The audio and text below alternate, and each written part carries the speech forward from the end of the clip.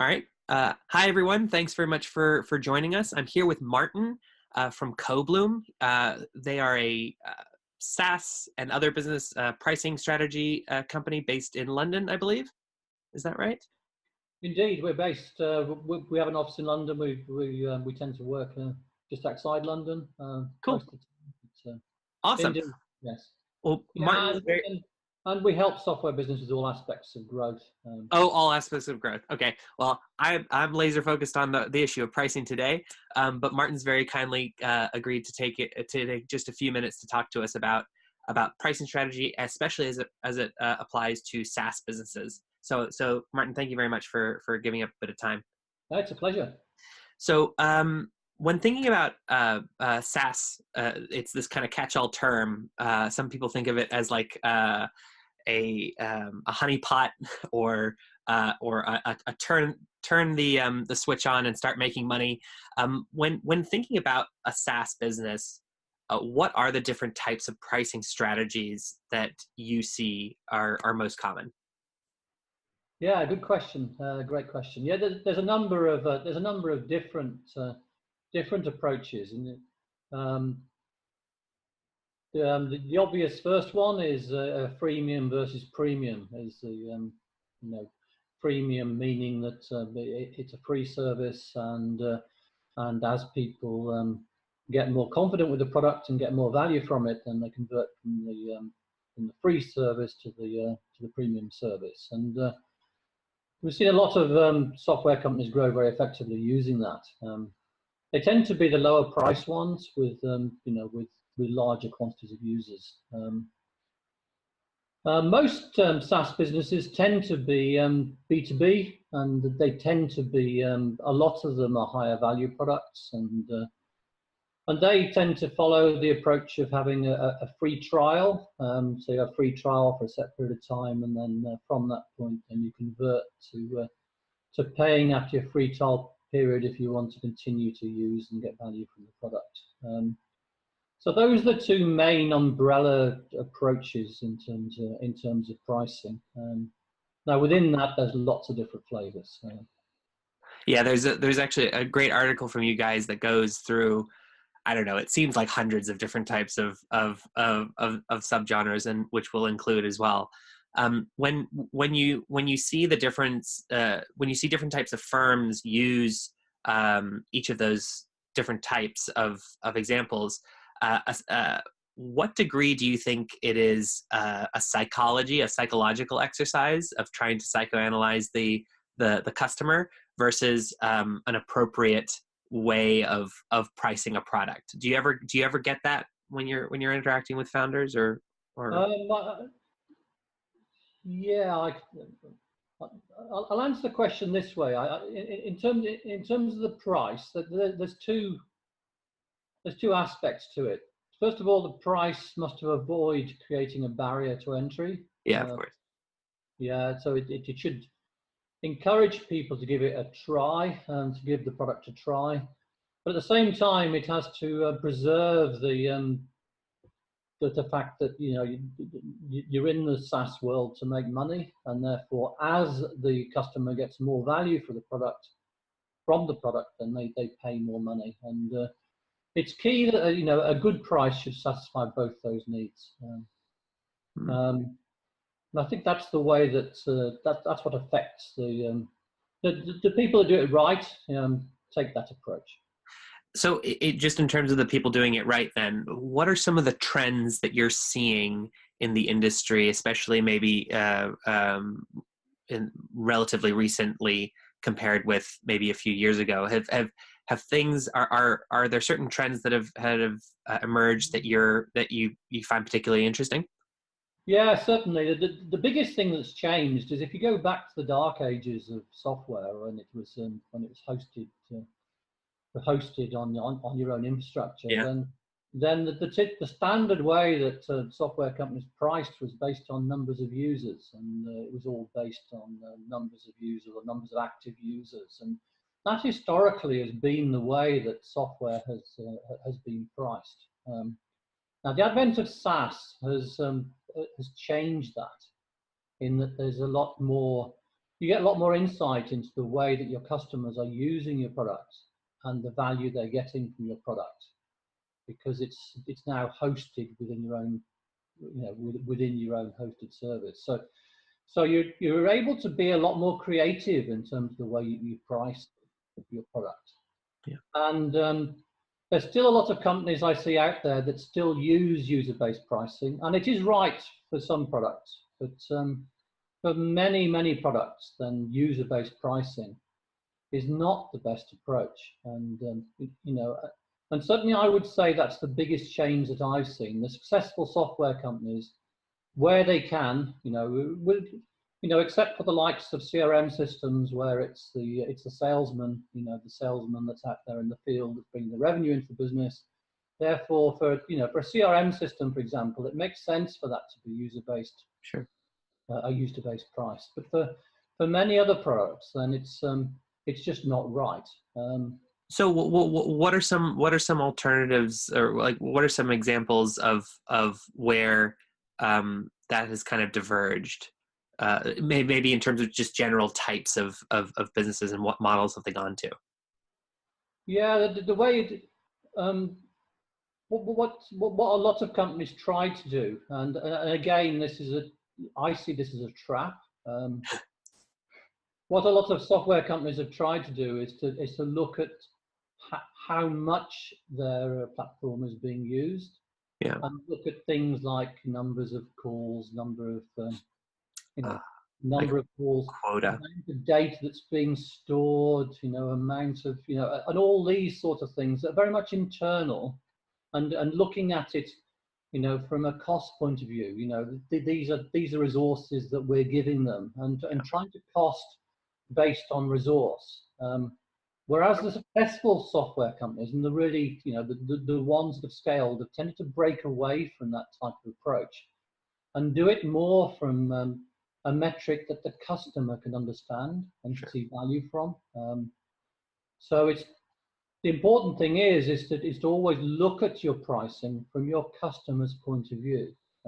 So when your customer sees your price, then they very quickly work out what the price will be for their business. Mm. If they can't, then you haven't got your pricing. Exactly. Sometimes you see these different sliders to try and calculate how much you're going to pay, and it's for a certain amount of features, for a certain amount of users, and for a certain amount of bandwidth, and they try and have it all. Exactly. And to be honest, when you start out and you first look at a product, you've probably no idea what the answer to all those questions really is. Because only once you start to use it that you start to see how it works within your business. And so it's important to keep pricing simple and easily understandable from the business, from your customer's business point of view. So when you're working with clients, especially when you're looking at pricing, how do you go about trying to help clients figure out where to price appropriately? What are the kinds of activities that you do? Well, the first thing to look at is you need to speak to the customers, mm-hmm. to engage with the customers, and understand how the customer is using the product and the value they see to their business from the product. Not about the features that are used; it's about the values of their business. Does it the sorts of things are, does it mean that I can run my business with half the people that I would have had without this product, for example? Or does it mean that I can bring in 10% more revenue by having this product because I can improve the service that I offer to my clients? And those sorts of things are the sorts of things that trigger people to buy software, and also those are the sorts of things that impact the price that people are comfortable with paying for your product.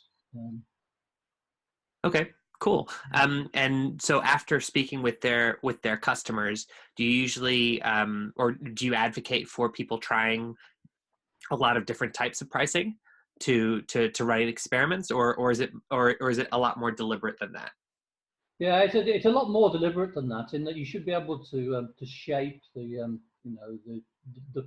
pricing structure that's appropriate and going to make sense for the business. but the thing that's important is that you can, in a volume business, you can A/B test pricing. Sure. So you can try different pricing scenarios and just check your conversion rates. Using this pricing model, I get this many more signups by pricing this way versus the other way. But on the other side of that, if the price is higher, even though you may get slightly less people sign up, those people might prove to be a better fit and therefore more valuable in terms of their customer lifetime value. So it isn't, it isn't always a straightforward game, but it's, you can A/B test your pricing and and prove out what will work and deliver the best. In terms of stage, when does somebody who is running a SaaS business, when do they just kind of put something out there versus actually take the time to consult with someone like you in doing a lot more in-depth looking at target market and potential pricing structure? Is there a certain metric that you look for before engaging with people like that, a number of users, etc.? No, that's a great question. That is, it's one that I do. It's one that I face a lot. It's yeah. A lot of SaaS companies come to me and say, "Can you help me with pricing?" And so I ask them some questions about how many customers they've got and how far through they are, and the key thing is, how close are they to product market fit? Sure. To really understanding who the right fit customers are for their product, because what you want is you want a price that's going to fit your right fit customer and the people that are going to get value from it. Until you've got to that point, I'd almost say your price doesn't really matter. Yeah. Because the thing you need up until that point is you need companies using your product, and therefore you don't want to put anything in there that's going to prevent them from using it. And it isn't about making money. It isn't about making margin. It's about proving that your product is a fit to the market, and therefore during those early stages, I say pricing doesn't matter. It's right. Sometimes it can upset investors and the like, but it's imperative that you get as many of the right fit people using your product and proving customer success before you worry about putting the pricing strategy together to scale the business. But and correct me if I'm wrong, you're not saying that price doesn't matter in that you should be giving it away for free. It's about it's the specific model. You shouldn't be thinking that you're going to be able to nail it with 10 customers and then know what your business model is for the next 100,000. Absolutely right. Yeah, absolutely right. Yeah. So in terms of some good kind of or maybe some interesting examples of companies that you've worked with in the past, or those that you've just seen doing some innovative things from the point of view of kind of pricing strategy or pricing changes. Are there kind of examples that people can look at when wanting to get a bit of inspiration about what different possibilities there are out there for models? Yeah, it's quite interesting. A lot of the players that have been in software for a long time, have used quite complex pricing models. Yeah. And it's quite interesting that the new players have a much simpler approach to pricing. And I guess it's really a hangover from the old world, and in the old world of pricing and pricing based on the size of the machine you've got and the number of users you've got. There's really some quite complex pricing structures out there from the older boys that have been in software for a lot longer. Yeah. So I guess the advice that you read online for people who are just getting started, they're saying, well, you need your pricing page. You need three prices. You need a low, medium, a high. You're going to put the most popular banner on the middle one. And you're going to price either by quota, like by amount of stuff that you're allowed to do, or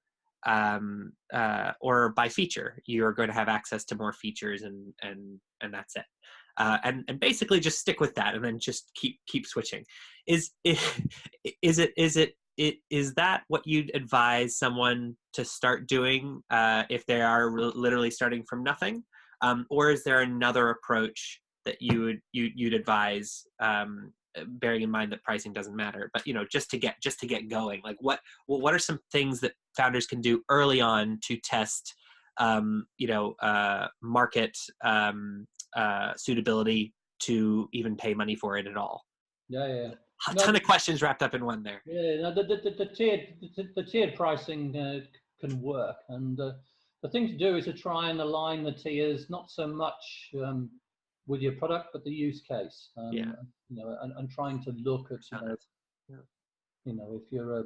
if you're a small business, that's the right fit of this sort of size, then this would be the sort of product that you want to use. When you get a bit bigger, then you'll need this additional functionality to manage these things, and therefore try and avoid doing it based on feature, but more in the language of the sorts of people that you want to use the product. It's end goal.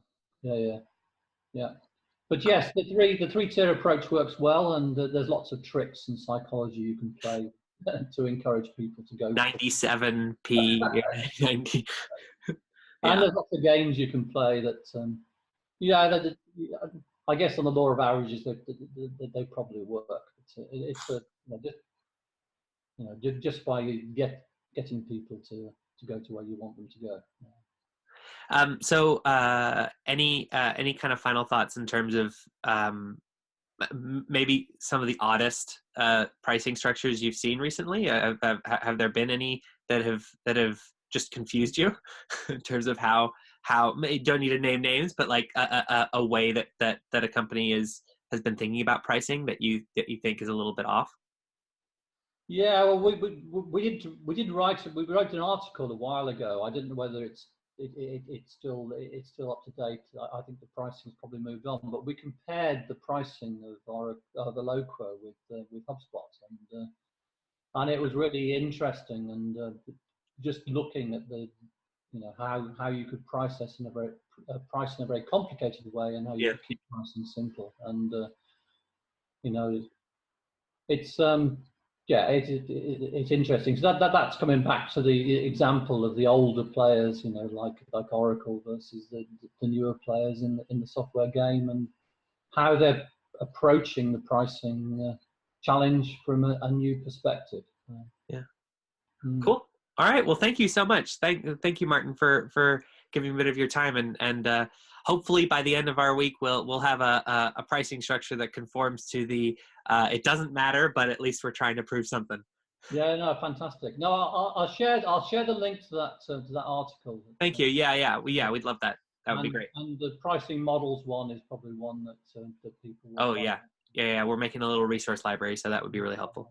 So do you want me to share that with you? And yes, that would be great. Okay. All right. Well, thanks so much for your time. It's a pleasure, Rob. You have a great day, and great talking to you. All righty.